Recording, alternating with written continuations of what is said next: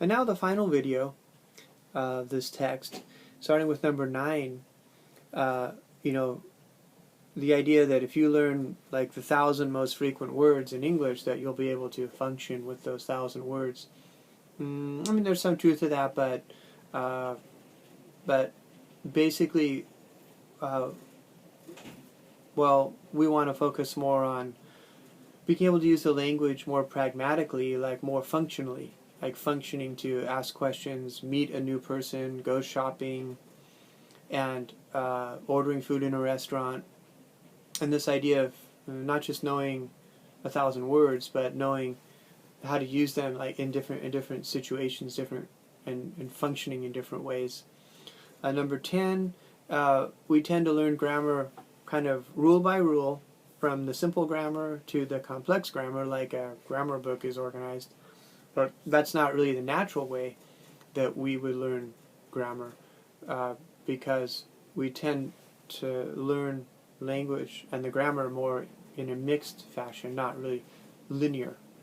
And so sometimes early on in language learning, you're forced to use, like I usually use the example of, your first day in the U.S. and people say, how long have you been here? And you have to say, I have been here for 2 weeks.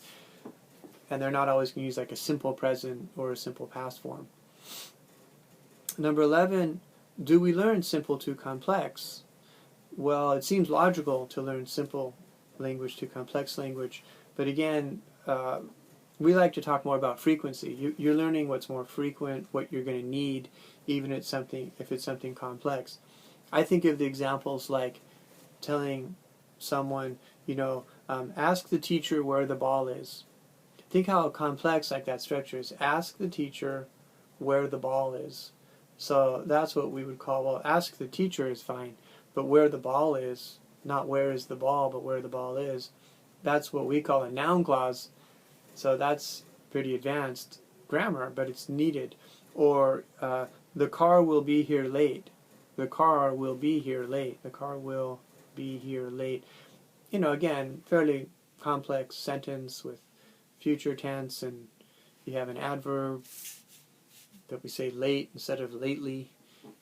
So again, like sometimes really common phrases have a little bit of a complex sentence structure. Even if it's something simple like, what's up, or what's going on, or how have you been, I'll see you later. I mean, even phrases like that can have sort of a complex structure. Of course, we can learn those sometimes as phrases too, without really analyzing them too much. Number 12,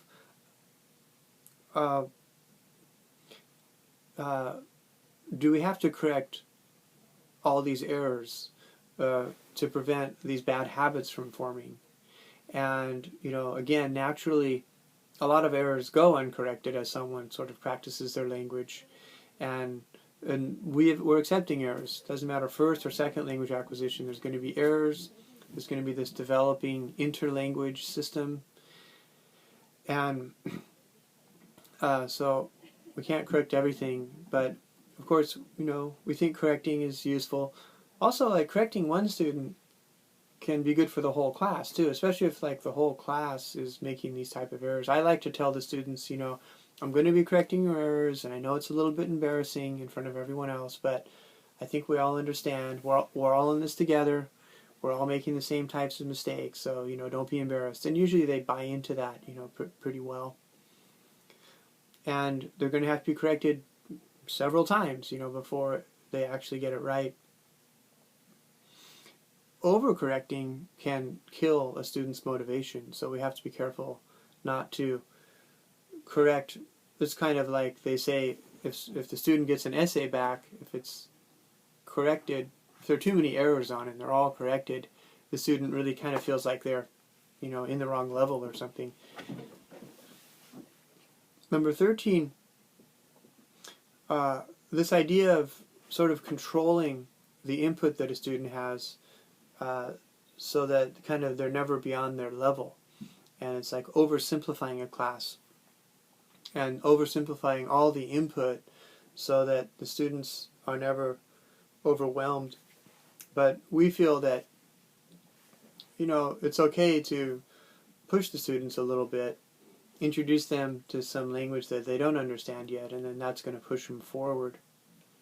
Number 14, this is the concern that students, when they do pair work or small group work, that they're going to, because the other students are making mistakes, they're actually getting input. They're getting language input from the group that's wrong, that's incorrect. So it seems logical that that would be negative for them. But we feel obviously the benefits of group work are kind of outweigh those disadvantages, because the students getting so much more speaking practice than they would in a lecture-oriented type class. 15, students learn what they're taught. So this is like a false idea that students will always pick up and learn, the lesson of the day. And we know that that's not going to work, that we have to teach things, we have to have the right methods, put students through different types of practice so that they actually learn it, or in this case you could even say acquire it in a different way. But students can also learn more than they're taught. I like that idea, which is when a student's doing a language class, for example, if you're talking about a reading, students are really picking up a lot of things. They're picking up pronunciation, the vocabulary, they're picking up some sentence structure, and they're learning cultural things. So in a way they're learning more really than they're being taught. 16,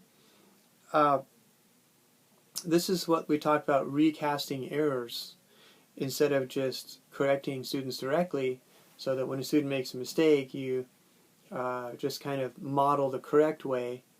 And like if they say, he goes shopping every day, and then I say something like, he goes shopping every day, and then the student says, yes, he goes shopping every day. Or maybe they don't know what I'm doing, and they say, yes, he goes shopping every day.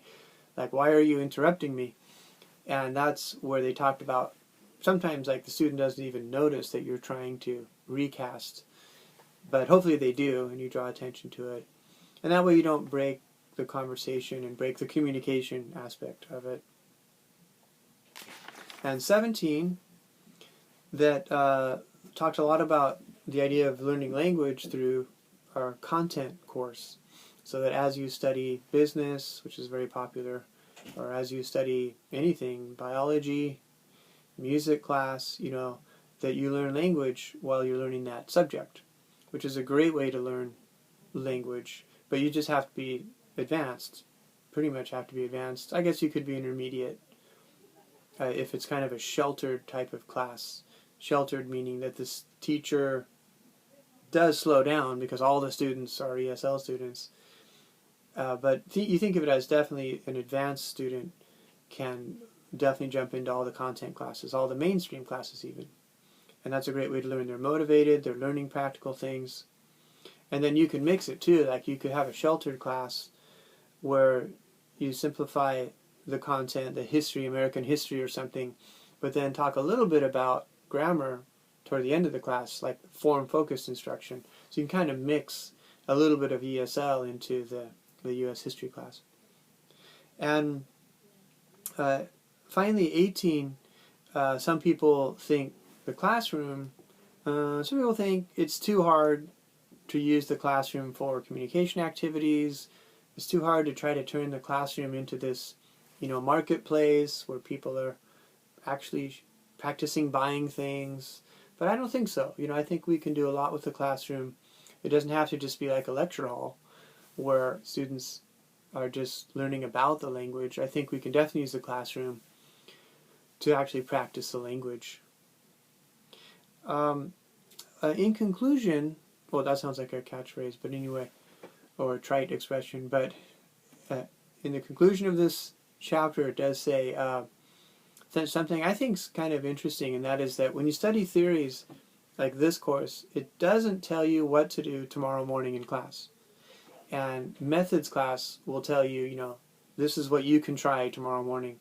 But the theories class is kind of stepping back and talking about some general ideas that with a little bit of work can be put into some sort of method or activity and then work that way. So, but hopefully you've really enjoyed all this theories, and I think it's really important I think it'll really guide you through a lot of your, teacher training.